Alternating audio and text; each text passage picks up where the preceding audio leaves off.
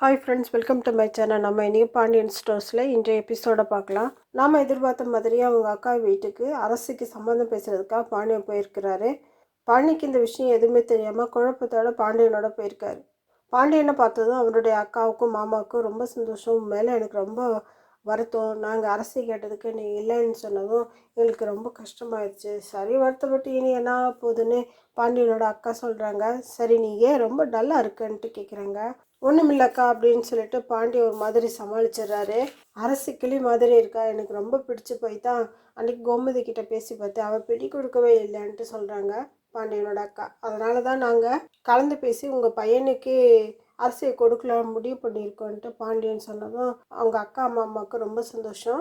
ஞாயிற்றுக்கிழமை பொண்ணு பார்க்க வந்துட்டு அப்புறம் எல்லாம் ஒத்து போனால் நிச்சயம் பண்ணிக்கலான்னு முடிவு பண்ணிக்கிறாங்க. இதையெல்லாம் எதிர்பார்க்காத பாண்டி அவங்க அக்கா வீட்டை விட்டு வெளியே வந்ததும் என்ன மச்சான் எல்லாத்தையும் பட்டு பட்டுன்னு பண்ணுறீங்கன்னு சொல்லி கேட்குறாரு.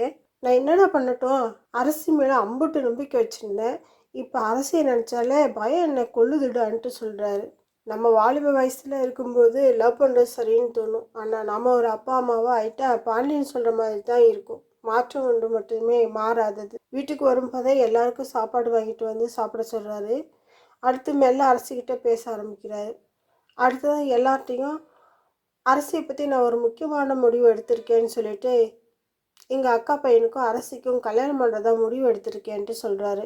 மருமகள்கள்லாம் மாமா அவள் சின்ன பொண்ணு, இன்னும் 20 வயசு கூட ஆகலை, அதுக்குள்ளே கல்யாணம்மா, அவள் படிப்பு கூட இன்னும் முடியலைன்னு சொல்கிறாங்க.